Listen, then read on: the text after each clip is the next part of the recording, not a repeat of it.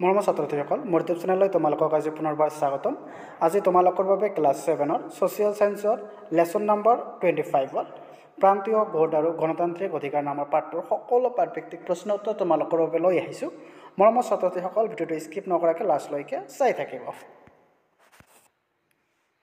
অনুশীলনীত 1 নম্বৰত দিছে চমু উত্তৰ লিখা।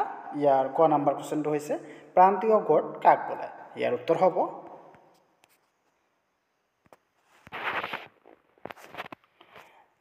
অৰ্থনৈতিক বিকাশ, নাগৰিকৰণ আৰু আধুনিকৰণৰ স্বাৰ্থত সমাজৰ বহু লোক নিজৰ অধিকাৰৰ পৰা বঞ্চিত হৈ আহিছে।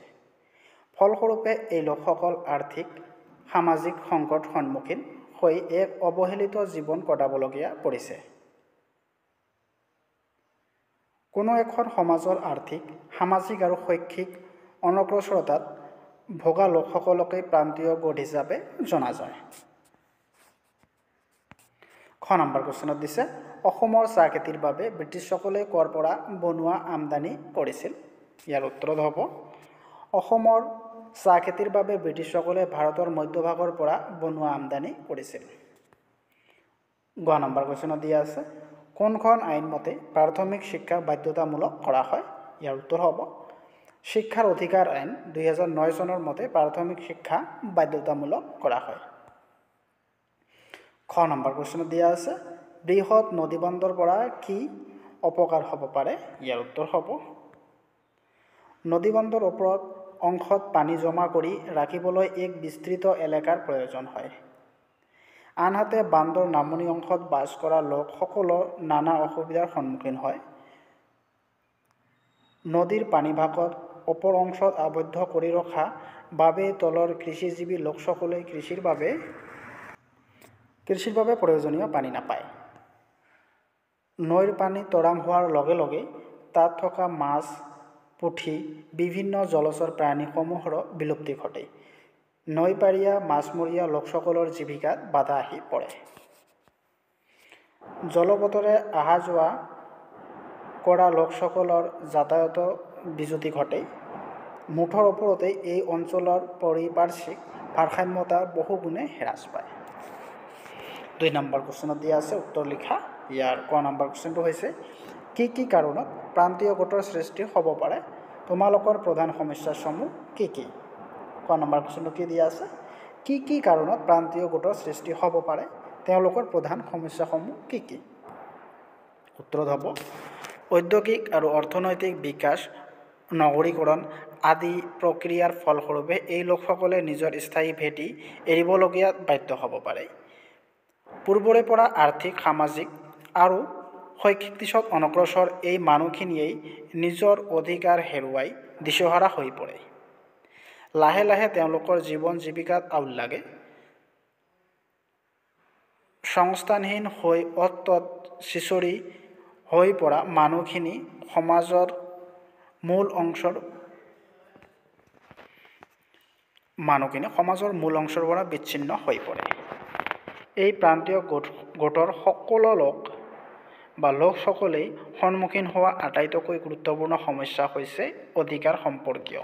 অৰ্থাৎ এই গোটৰ অন্তৰ্গত লোকসকলেই অৰ্থ-সামাজিক বা আন বিভিন্ন কাৰণত নিজৰ প্ৰাপ্য অধিকাৰৰ পৰা বঞ্চিত হয়।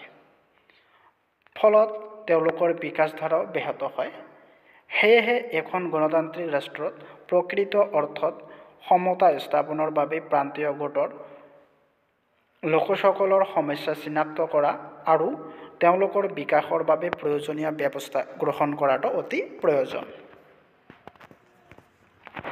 খ নম্বৰ কুৱেশ্যনত দিয়া আছে জনজাতি আৰু অনুসূচিত জাতিৰ ছাত্ৰ-ছাত্ৰীসকলৰ সংবিধানে কি বিশেষ সুবিধা প্ৰদান কৰিছে? ইয়াৰ উত্তৰ হ'ব জনজাতি আৰু অনুসূচিত জাতিৰ ছাত্ৰ-ছাত্ৰীসকলক সংবিধানে এনেধৰণৰ সুবিধা প্ৰদান কৰিছে। 1 নম্বৰ সুবিধাটো হৈছে যদিহে প্ৰান্তীয় গোটৰ লোক তেওঁলোকৰ মৌলিক অধিকাৰ খৰ্ব হোৱা বুলি অনুভৱ কৰে তেনেহ'লে ন্যায়িকভাৱে এই অধিকাৰৰ পৰা পূৰ কৰাৰ দাবী উত্থাপন কৰিব পাৰে। 2 নম্বৰ সুবিধাটো হৈছে বিভিন্ন জনজাতিসকলৰ শৈক্ষিক বিকাশৰ বাবে শিক্ষানুষ্ঠান, কাৰিকৰী প্ৰতিষ্ঠানসমূহ আসন সংৰক্ষণ কৰা হৈছে। আৰু 3 নম্বৰ সুবিধাটো হৈছে জনজাতি আৰু অনুসূচিত জাতিৰ ছাত্ৰ-ছাত্ৰীৰ উচ্চ শিক্ষাৰ বাবে বিশেষ জলপানীৰ সুবিধা প্ৰদান কৰা হৈছে। আৰু 4 নম্বৰ সুবিধাটো হৈছে অসমৰ চাহ জনগোষ্ঠীসকলৰ সুৰক্ষাৰ বাবে চাহ শ্ৰমিক কেন্দ্ৰ কল্যাণ পৰিষদ আছে। 5 নম্বৰ সুবিধাটো হৈছে জনজাতি লোকসকলৰ বাবে ভূমি সংৰক্ষণৰ ব্যৱস্থা কৰা হৈছে। আৰু 6 নম্বৰ সুবিধাটো হৈছে অস্পৃশ্যতা বৰ্জন আইনৰ অধীনত সমাজৰ সকলো শ্ৰেণীৰ লোকৰ মাজত মিলা মিছা সুবিধা প্ৰদান কৰা হৈছে। 7 নম্বৰ সুবিধাটো হৈছে সংখ্যালঘু লোকসকলৰ ভাষা সংস্কৃতি প্ৰতি গুৰুত্ব প্ৰদান কৰি সংবিধানে তাৰ ৰক্ষণাবেক্ষণৰ ব্যৱস্থা কৰিছে। আৰু 8 নম্বৰ সুবিধাটো হৈছে শিক্ষাৰ অধিকাৰ আইন 2009 চনৰ অধীনত সমাজৰ কোনো ল'ৰা ছোৱালীৰ প্ৰাথমিক শিক্ষাৰ অধিকাৰৰ পৰা বঞ্চিত হ'ব নোৱাৰাটো নিশ্চিত কৰিছে। গ নম্বৰ কুৱেশ্যনত দিছে পাৰ্বত্য অঞ্চলৰ জনজাতিসকলৰ বাবে কেনেধৰণৰ স্বায়ত্তশাসন আছে, দুখন নাম লিখা বা দুখনৰ নাম লিখা। ইয়াৰ উত্তৰ হ'ব পূৰ্বত আৰু ভৈয়ামৰ জনজাতিসকলৰ অৰ্থ-সামাজিক উন্নয়নৰ বাবে স্বায়ত্তশাসিত ব্যৱস্থা কৰিছে। ভৈয়ামৰ জনজাতিসকলৰ কাৰণে স্বায়ত্তশাসিত পৰিষদ আৰু পাহাৰ জনজাতিসকলৰ বাবে স্বায়ত্তশাসিত জিলা পৰিষদৰ গঠন কৰা হৈছে, যেনে ৰাভা স্বায়ত্তশাসন পৰিষদ আৰু কাছাৰ পাৰ্বত্য জিলা পৰিষদ ইত্যাদি। 3 নম্বৰ দিছে খালী ঠাই পূৰ কৰা। ইয়াৰ ক নম্বৰত দিয়া আছে সংবিধানৰ দৃষ্টিত আমি সকলোৱে এক ভাৰতীয়। ইয়াত হ'ব ভাৰতীয়। খ নম্বৰটো দিয়া আছে দেশ মাটি চাহ খেতিৰ বাবে উপযোগী। খালী ঠাইত হ'ব অসমৰ মাটি চাহ খেতিৰ বাবে উপযোগী। গ নম্বৰ কুৱেশ্যনত দিছে দেশৰ বিকাশত ভাগ ল'বলৈ প্ৰতিজন নাগৰিকে কি হ'ব লাগে, দায়বদ্ধ। খালী ঠাইত হ'ব দায়বদ্ধ। তাৰপিছত 9 নম্বৰ কুৱেশ্যনত কি দিছে সংখ্যালঘু লোকসকলৰ দেশক গুৰুত্ব প্ৰদান কৰি সংবিধানে তাৰ ৰক্ষণাবেক্ষণৰ ব্যৱস্থা কৰিছে। এই খালী ঠাইত হ'ব ভাষা সাংস্কৃতিক। আৰু প্ৰথম 6 নম্বৰত দিয়া আছে মানুহে শস্য উৎপাদন কৰিব নোৱাৰে কি, খালী ঠাইত হ'ব মৎস্য উৎপাদন কৰিব নোৱাৰে। তাৰপিছত কি হৈছে 4 নম্বৰ শুদ্ধ অশুদ্ধ বাছি উলিওৱা। ইয়াৰ ক নম্বৰ কুৱেশ্যনটো হৈছে অন্য প্ৰান্তৰ পৰা অহা ছাত্ৰ ছাত্ৰীৰ লগত বন্ধুত্ব কৰিম, এইটো শুদ্ধ হ'ব। তাৰপিছত খ নম্বৰত দিছে বেলেগ বেলেগ ৰীতি নীতিৰে চলা মানুহক অৱহেলা কৰিম, এইটো অশুদ্ধ, এইটো টোটালি অশুদ্ধ হ'ব।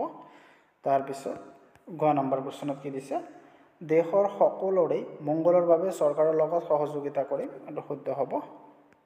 তাৰপিছত ঘ নম্বৰত দিছে আমি আন ব্যক্তিক শ্ৰদ্ধা মৰম সন্মান জনালেহে আমি স্নেহ পাম, এইটো শুদ্ধ হ'ব।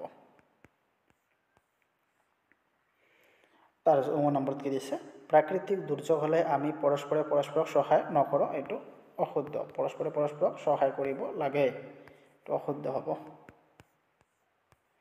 তাৰপিছত প্ৰকল্প দিছে তোমালোকৰ অঞ্চলৰ কোনো প্ৰান্তীয় গোট আছে নেকি আৰু তেওঁলোকৰ অধিকাৰবোৰ ভংগ হৈছে নেকি, আৰু ওপৰত এটা প্ৰতিবেদন যখন কৰা তোমালোকে শিক্ষকৰ লগত নিজে কৰিবা।